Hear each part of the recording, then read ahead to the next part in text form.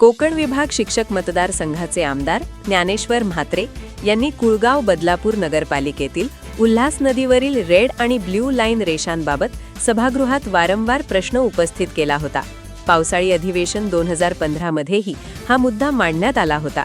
त्यावर महसूल मंत्री चंद्रशेखर बावनकुळे यांनी उल्हास नदीसह राज्यातील ज्या नद्यांवर चुकीच्या रेषा आखण्यात आल्या असतील त्यांचे पुनर्सर्वेक्षण करण्याचे आदेश देण्यात येतील आणि त्यासाठी समिती स्थापन करण्यात येईल अशी माहिती दिली होती। यानंतर आमदार ज्ञानेश्वर म्हात्रे आणि माजी नगराध्यक्ष रामभाऊ पातकर यांनी उपमुख्यमंत्री एकनाथ शिंदे यांची भेट घेऊन समिती तात्काळ जाहीर करण्याची विनंती केली। त्यानुसार नगरविकास विभागाकडून समिती जाहीर करण्यात आली असून लवकरच कामाला सुरुवात होणार आहे। सभापती महोदय, कुळगाव बदलापूर नगरपरिषद हद्दीतून वाहणारी जी उल्हास नदी आहे, या उल्हास नदीचे सुशोभीकरण करण्याचे गरजेचे आहे। नदीच्या पात्राची खोली वाढवणे, आजूबाजूच्या परिसरातून घाण अस्वच्छ पाणी त्या नदीमध्ये येते, केमिकलचं पाणी त्या ठिकाणी येते, नदी प्रदूषित झाली आहे। त्या नदीचे सुशोभीकरण करणे, त्याचबरोबर त्या नदीवर चुकीची ब्ल्यू आणि रेड लाईन त्या ठिकाणी आखलेली आहे।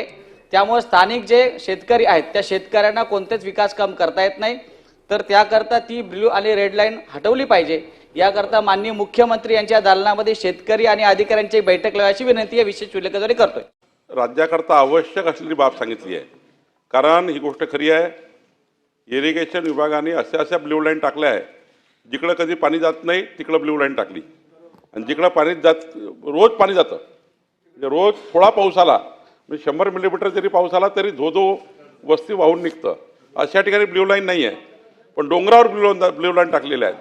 त्यामुळे गोष्ट खरी आहे, या राज्याचं संपूर्ण MRC ॲक्टच्या माध्यमातून, GISच्या माध्यमातून, त्याला वाटलंच आमचं महसूल खातं आणि जलसंपदा खातं एकत्रित पद्धतीने, आणि परवा माननीय मुख्यमंत्र्यांनी याबद्दल स्पष्टता आणलीच आहे की या राज्याची संपूर्ण ब्ल्यू लाईन त्या ठिकाणी सर्वेक्षण करणं गरजेचं आहे।